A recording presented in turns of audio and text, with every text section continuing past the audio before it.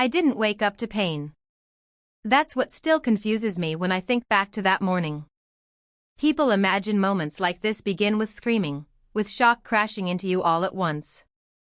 But when my eyes opened, the first thing I felt wasn't fear or anger. It was wrongness. Something was missing. I lay still for a few seconds, staring at the ceiling, letting my body catch up with my mind. The house was quiet, too quiet. No footsteps. No voices. No sounds drifting up from the kitchen. I lifted my hand the way I always did when I woke up, fingers moving automatically toward my hair. My hand didn't meet softness. It met skin. Cold. Uneven. Exposed. I froze. For a moment, my brain tried to correct itself.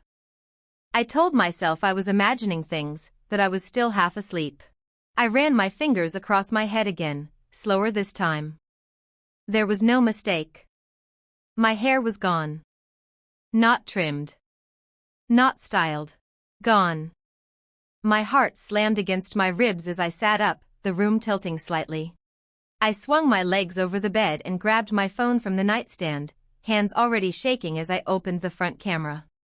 The face that stared back at me looked like mine, and not at all like mine. My hair had been cut unevenly, brutally. Some sections were shaved almost to the scalp. Others were hacked short, jagged, unfinished. Whoever had done it hadn't tried to make it neat. They had tried to make it humiliating. My mouth opened, but no sound came out. I touched my head again, harder this time, as if pressure could reverse what had been done. It didn't. Someone had entered my room while I slept. Someone I trusted enough to be under the same roof. I stood up slowly, my legs unsteady, and walked to the mirror across the room. The overhead light made everything clearer, and worse. My scalp showed through in places I didn't even know could show.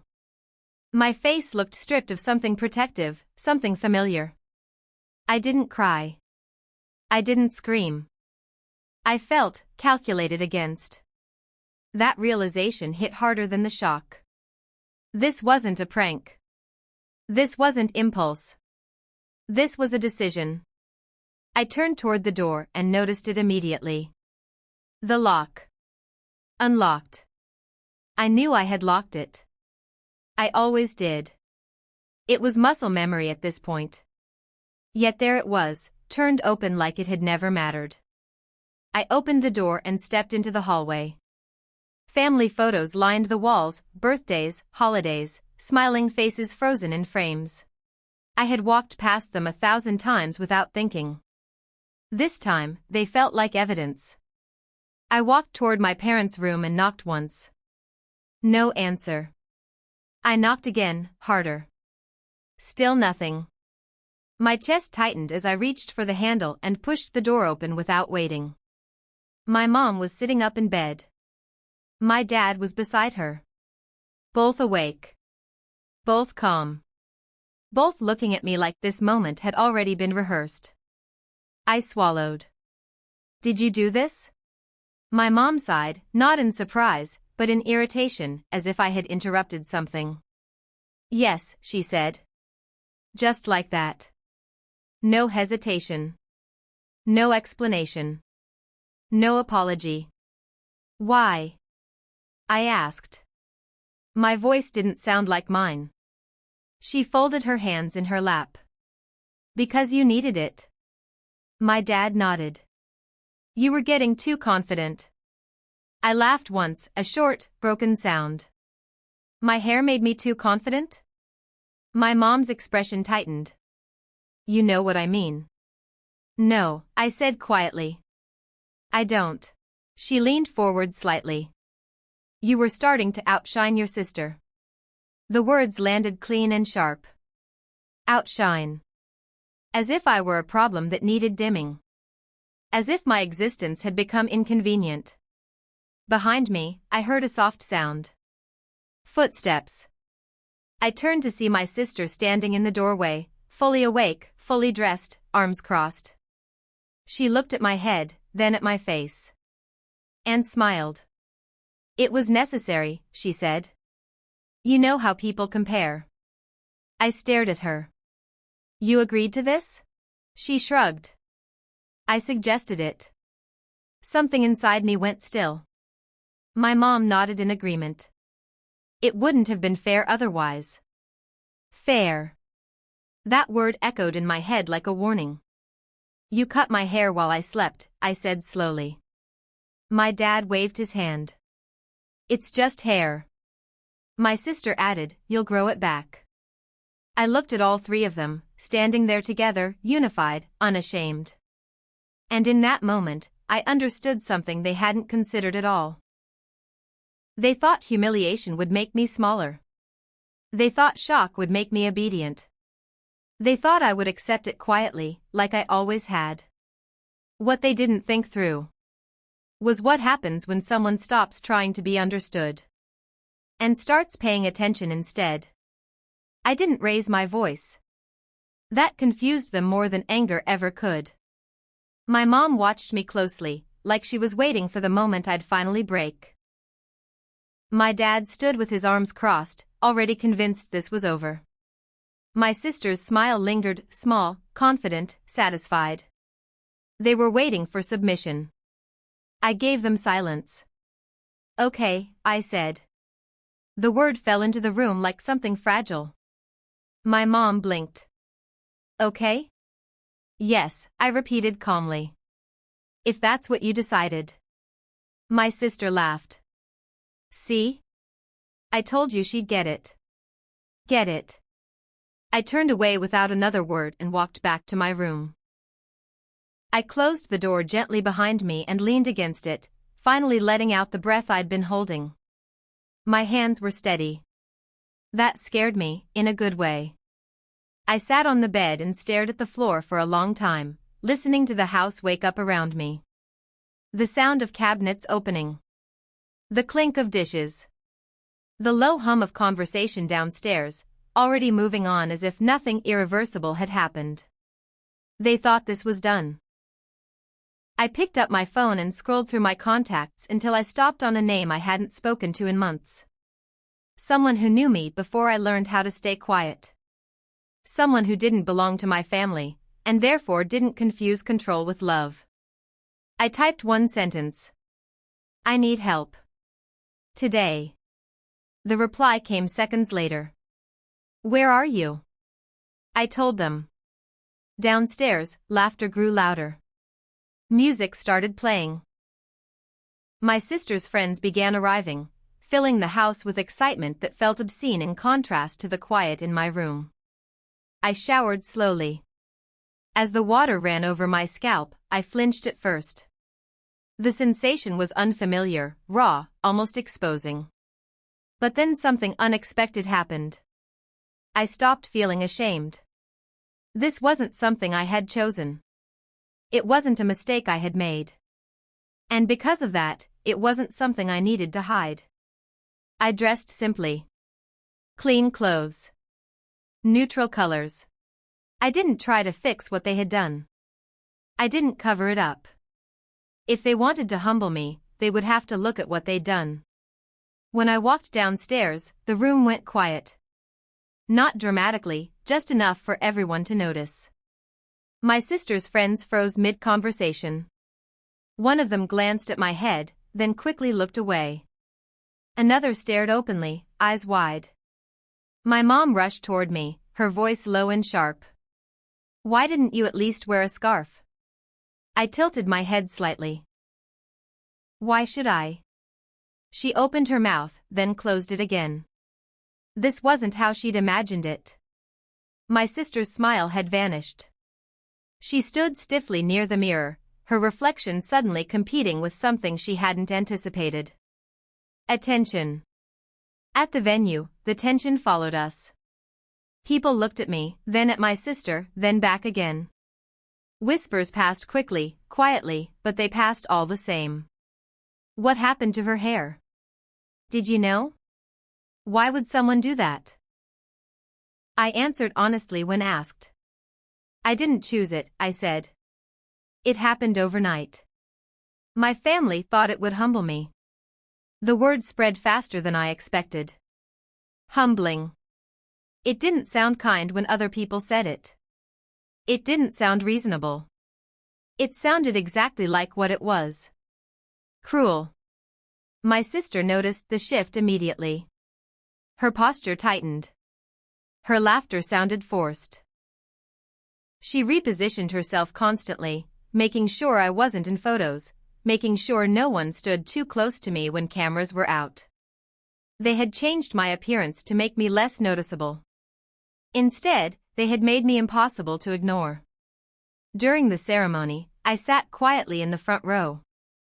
My sister walked down the aisle glowing, beautiful, perfectly styled. People clapped. Music swelled. Everything looked exactly how she'd imagined. And yet, I felt it. The imbalance. The murmurs. The curiosity that no amount of makeup could cover. At the reception, the questions grew bolder. "You're handling this so well," someone whispered to me. I smiled politely. I didn't have a choice. My mom sat stiffly beside me, eyes forward, lips pressed tight. She could feel it slipping, her control, her certainty. My sister leaned toward me at one point, her voice low and sharp. "You're enjoying this?" I met her eyes calmly. "No," I said. "I'm surviving it." She scoffed. "You always play the victim." I smiled faintly. "You always play the favorite." Her face flushed. That was when I realized something important. I didn't need to do anything dramatic. I didn't need revenge the way they feared. The truth, spoken quietly, consistently, was already doing the work for me. And they could feel it. The wedding ended the way weddings usually do, music fading, guests leaving in clusters, tired smiles holding on longer than they should. But something had changed. I could feel it in the way people hugged my sister goodbye, a little less warmly than before. In the way conversations dipped when I walked past. In the way my mom avoided meeting my eyes, as if she was afraid of seeing something she hadn't planned for. Control slipping. That night, back at the house, no one spoke much. The decorations felt heavier now, like reminders of something that hadn't gone the way it was supposed to. My sister went straight to her room. My dad poured himself a drink and stared into it. My mom moved around the kitchen, cleaning dishes that were already clean. I went to my room and closed the door. Only then did I sit down. Only then did I let myself breathe. Not cry. Just breathe. The next morning, I woke up early. The house was quiet again, but this time it wasn't tense. It was uncertain. Like everyone was waiting for someone else to speak first. I made coffee and sat at the table. My mom joined me a few minutes later. She looked tired. Not physically, emotionally. The confidence she'd had the day before was gone. "You embarrassed your sister," she said finally. I didn't flinch. "No," I replied calmly. "You embarrassed yourself." Her head snapped up. "That's not fair." I almost smiled. "Fair?" I repeated softly. That's an interesting word for someone who cut their daughter's hair while she slept. She looked away. My dad walked in then and stopped short when he saw us sitting together. "You need to let this go," he said. "What's done is done." I shook my head slowly. "It's done for you. Not for me." My mom frowned. "What does that mean?" "It means I won't pretend this was normal," I said. "I won't laugh it off. And I won't accept it ever happening again." My sister appeared in the doorway, her voice sharp. "So what, you're just going to punish us forever?" I turned to her. "No," I said. "I'm going to change the rules." She scoffed. "You're being dramatic." I stood up. "Let me be very clear," I said, my voice calm, steady. "You altered my appearance without my consent. You planned it. You justified it. And you expected me to accept it quietly.